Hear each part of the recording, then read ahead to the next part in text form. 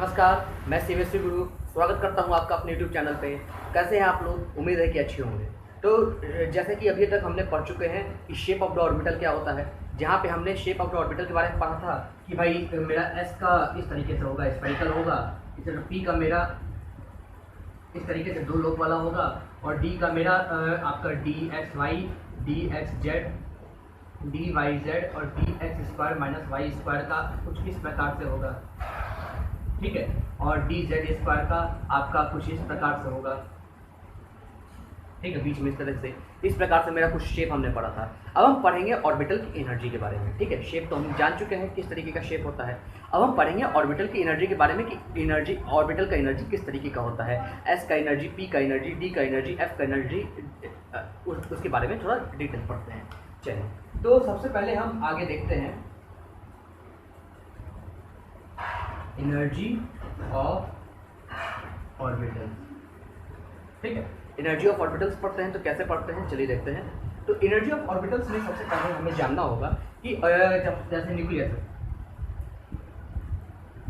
ठीक है, आपका इस तरीके का ऑर्बिटल होता है, n=1, n=2, n=3, n=4, इस तरह आपका चलते रहता है।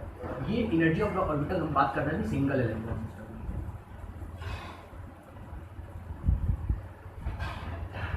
यानी hydrogen and hydrogen like atom. इस केस में जो भी एनर्जी डिफाइंड होगा वो किसके रेस्पेक्ट में होगा, प्रिंसिपल क्वांटम नंबर के रेस्पेक्ट। तो नोट कर लीजिए, energy defined only on basis of principal quantum number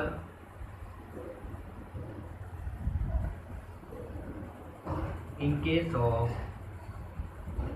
hydrogen and hydrogen like atoms, ठीक है। तो एनर्जी बेसिकली किस पे डिपेंड होगा, मेरा प्रिंसिपल क्वांटम नंबर पे, यानी n=1, n=2, n=3, इस तरीके से, ठीक है। अब जरा एनर्जी लेवल देखते हैं सब में होता है। Energy level in increasing order, ठीक है। देखते हैं energy level of increasing order कैसा रहता है। तो सबसे पहले क्या रहता है मेरा 1s, ठीक है। 1s सबसे पहले रहता है, सबसे लोअर, ठीक है। फिर उसके बाद 2s, फिर उसके बराबर 2p, क्योंकि सेकंड ऑर्बिटल में n=2 में मेरा 2 रहता है, जहाँ पे l=0, l=1 रहता है, ठीक है। वहाँ पे s और p और 2s और 2p, अभी आगे एक्सप्लेन करता हूँ पूरी तरीके से। 2s=2p, इसी तरह 3s=3p=3d, इसी तरह 4s=4p=4d=4s, इसी तरह आपका चलता जाता है आगे, ठीक है। इसी तरह एक ऑर्बिटल में जितने भी सब सेल होंगे सबकी एनर्जी बराबर होगी, क्योंकि भाई उसी ऑर्बिटल में है। और ऑर्बिटल की energy in the case of hydrogen atom सिर्फ और सिर्फ डिपेंड करती है मेरे प्रिंसिपल क्वांटम नंबर पे, और किसी पे नहीं। सिंगल इलेक्ट्रॉन सिस्टम की बात कर रहा हूँ, सिंगल इलेक्ट्रॉन सिस्टम सिर्फ और सिर्फ प्रिंसिपल क्वांटम नंबर n=1, 2, 3 पे ही डिपेंड करता है, इसलिए हम ऐसा कहते हैं। अब ध्यान देखिए, इसका शेप तो अलग है, स्फेरिकल, उसी तरह ये इसका भी शेप क्या है, स्फेरिकल, लेकिन इसका क्या है, 2 लोब है, इसका 2 लोब है। आप कहेंगे इसकी इक्वल कैसा होता है, शेप भले अलग हो लेकिन है तो सेम ऑर्बिटल से, ये बिलोंग तो करता है n=2 से, ठीक है। सेम ऑर्बिटल और hydrogen and hydrogen like atoms में जो ऑर्बिटल्स हैं वो डिपेंड करते हैं n के नंबर पे, यानी प्रिंसिपल क्वांटम नंबर, ठीक है। जैसे कि मैंने बताया energy defined only on the basis of the principal quantum number, hence यहाँ पे सबसे आपका मैटर नहीं करता, मैटर करता है कि आपका ऑर्बिटल प्रिंसिपल क्वांटम नंबर क्या है, ठीक है। इसी तरह यहाँ पे ये स्फेरिकल शेप होता है, ये आपका 2 लोब वाला होता है, ये 4 लोब वाला होता है, ठीक है। इसी तरह आगे मेरा चलते जाता है सारी चीजें कि एनर्जी कहाँ कहाँ पे सेम होगी। याद रखिएगा n पर ही सारी एनर्जी बेस होती है, सारी एनर्जी वहीं पे वहीं से हमें पता चलती है कि किसकी एनर्जी कितनी है और कहाँ पे है, ठीक है। तो ये एनर्जी ऑफ ऑर्बिटल्स है। चलिए हम आगे देखते हैं आगे भाई और क्या क्या चीज़ें हैं जिसमें हम मल्टी इलेक्ट्रॉन सिस्टम की बात करते हैं। ठीक है, चलिए देखते हैं। और इसमें हमें क्या करना है, जैसे कि हम पिछली बार बताए थे भाई, इसके पहले बताए थे मिटाने से पहले कि भाई 1s energy level 2s equal 2p less than 3s equal 3p equal 3d, इस तरीके से 4s equal 4p equal 4d equal 4s, इस तरीके से आपको चलता रहता है। तो यहाँ पे एक चीज़ कॉन्सेप्ट है, जैसे ये एनर्जी बराबर है, ये हाइड्रोजन एटम की बात कर रहे हैं, hydrogen and hydrogen like atom, ये इक्वल है, ये इसकी एनर्जी इक्वल है, क्या इक्वल है, एनर्जी इसमें ये इक्वल है। तो ये जो एनर्जी इक्वल होती है इसको हम कहते हैं डीजेनरेट, इसको हम क्या कहते हैं, डीजेनरेट। याद रखिएगा, एकदम रख लीजिएगा कि इसको कहते हैं डीजेनरेट व्हेन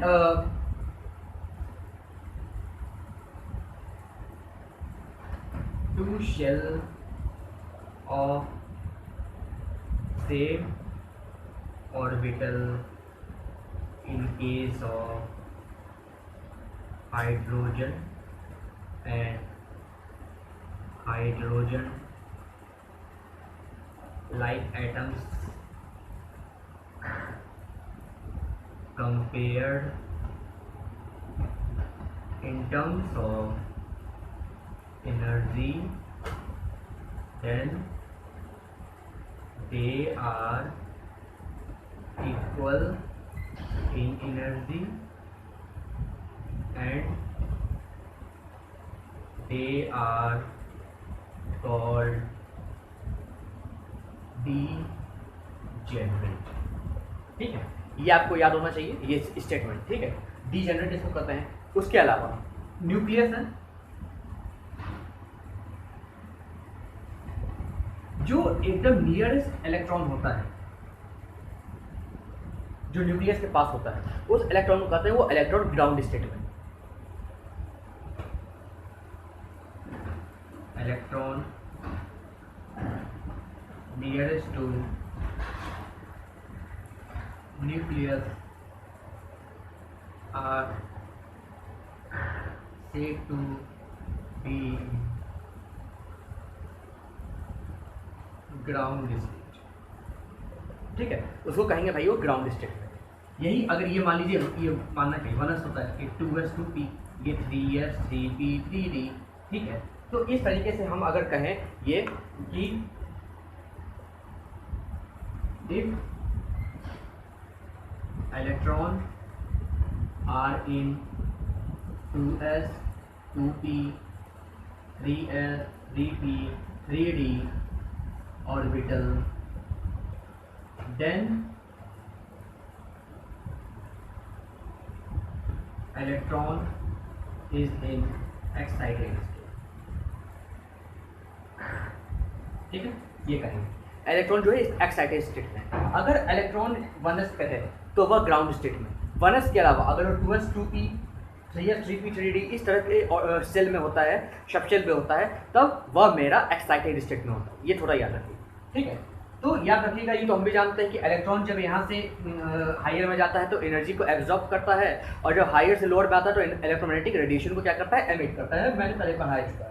ठीक है, तो इस तरीके के ये हाइड्रोजन और हाइड्रोजन लाइक एटम्स में ही ऐसा होता है कि जहाँ पे सिर्फ और सिर्फ जो एनर्जी की वैल्यू है वो प्रिंसिपल क्वांटम नंबर पे डिपेंड करती है। और प्रिंसिपल क्वांटम नंबर पे डिपेंड करने के कारण क्या होता है, मेरा 1s जैसे 1s है वो लेस देन है, 2s 2p बराबर है, 3s 3p 3d बराबर है, 4s 4p 4d 4s बराबर है। इस तरीके से मेरा बराबर होते जाते हैं।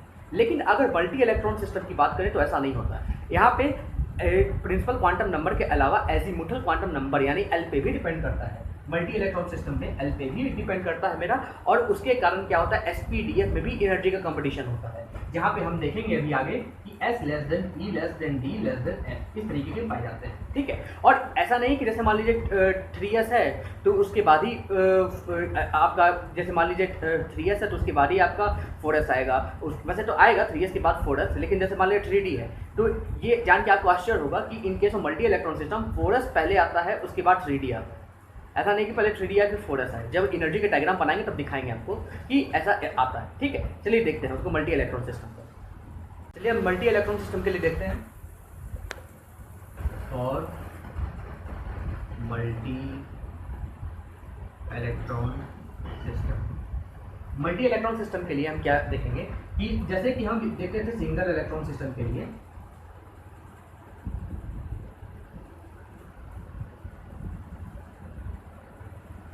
it depends only on principal quantum number n। इसमें क्या है मल्टी इलेक्ट्रॉन सिस्टम के लिए, energy depends on principal as well as azimuthal quantum number, जिसको एल से भी जोड़ते हैं। ठीक है, in case of single electron system जैसे कि मैंने बताया है कि सिर्फ और सिर्फ आपका principal quantum number small N पे डिपेंड करता है। उसी तरह मेरा मल्टी इलेक्ट्रॉन सिस्टम में azimuthal quantum number as well as principal quantum number पे डिपेंड करता है। हेंस यहाँ पे आपका एसपीडीएफ में भी इंक्रीज ऑफ एनर्जी होती है। ठीक है, सबसे लो एनर्जी इसके पास होती है और हाई एनर्जी इसके पास। ठीक है, थोड़ा ये जानिएगा, इस तरीके का हम लिखते हैं। अब इन दोनों को हम एनर्जी डायग्राम से समझते हैं। ठीक है, सिंगल इलेक्ट्रॉन सिस्टम का एनर्जी डायग्राम बनाते हैं।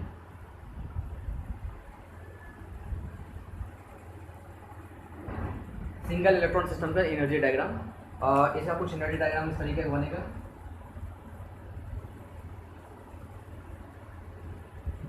ठीक है, अब ध्यान से देखिएगा।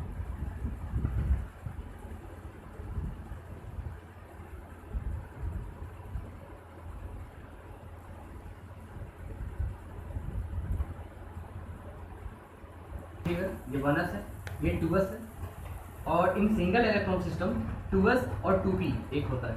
ठीक है, इन सिंगल इलेक्ट्रॉन सिस्टम। इसी तरह मेरा 3s इधर आ जाएगा, इसी तरह 3p इधर आ जाएगा और 3d इधर आ जाएगा। इसी तरह 4s इधर आ जाएगा, 4p इधर आ जाएगा, 4d इधर आ जाएगा, 4s इधर आ जाएगा। ये मेरा एनर्जी डायग्राम है फॉर द सिंगल इलेक्ट्रॉन। ये 2s यहाँ लिख करके अच्छा लगेगा। ठीक है, एनर्जी इलेक्ट्रॉन के लिए इसमें आपका डायग्राम है, एनर्जी डायग्राम। आप इसमें इलेक्ट्रॉन का भी बना सकते हैं। ठीक है, इलेक्ट्रॉन का भी बना सकते हैं, थोड़ा और अच्छा दिखेगा। 2s 2p 3s 3p 3d 4s 4p 4d।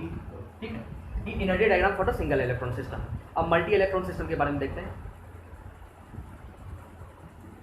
Multi electron system का यहाँ पे कुछ चीज़ें उल्टी हो जाएंगी, और क्या क्या उल्टी होंगी बताते हैं।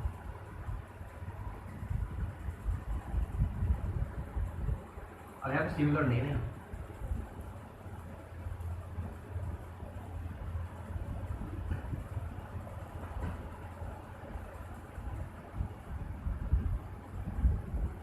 अब ध्यान से देखिए, यहाँ पे 1s आ जाएगा, यहाँ पे 1s आएगा, यहाँ पे 2s आएगा, लेकिन 2s और 2p अब क्या हो गए, अलग हो गए, सेम एनर्जी नहीं होगा। तो यहाँ पे s लेस देन p है तो p यहाँ पे आ जाएगा। इसी तरह यहाँ पे 3s आ जाएगा, 3p आ जाएगा, लेकिन 3d यहाँ पे नहीं होगा, 3d यहाँ पे हो जाएगा। 4s कम होगा, क्योंकि एनर्जी लेवल आपको थोड़ा सा याद करना पड़ेगा। एनर्जी लेवल इसका इसी तरह होता है। किस किस का एनर्जी लेवल इस तरह होता है देखते हैं। 4s less than 4d, 6s less than 5d। ये दोनों का तो आपको याद रखना पड़ेगा, इस तरीके से होता है। ठीक है, ये दोनों इंपॉर्टेंट है और एग्जाम में बहुत पूछे जाते हैं। ठीक है, इस तरीके से energy diagram for the multi electron system आपका ये क्या है, energy diagram for multi electron system. आप यहाँ पे इलेक्ट्रॉन भी बना सकते हैं।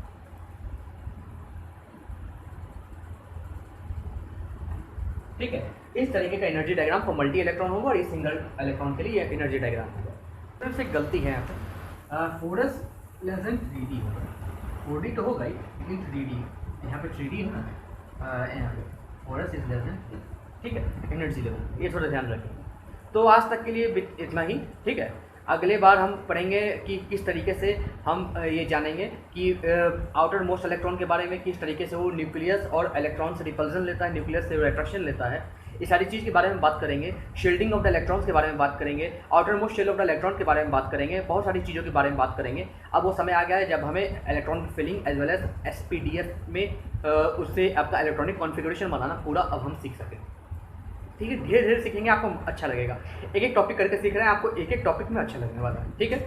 चलिए, इस वीडियो को लाइक कीजिए, इस वीडियो को सब्सक्राइब कीजिए, इस वीडियो को शेयर कीजिए, जिससे आप जैसे लोगों तक ये वीडियो पहुंच सके और लोगों का कॉन्सेप्ट और अच्छे से क्लियर हो सके। तो मेरे चैनल को सब्सक्राइब कर दीजिएगा, उसके बगल में जो बेल आइकन है उसको दबा दीजिएगा, घंटी का आइकन है दबा दीजिएगा, जिससे आपको रेगुलर नोटिफिकेशन मेरे वीडियोज़ की मिलती रहे जो मैं रेगुलर डालते रहता हूँ, ठीक है। चलिए ठीक है, अगले वीडियो में मिलते हैं, अगले लेक्चर्स में मिलते हैं, तब तक के लिए नमस्कार।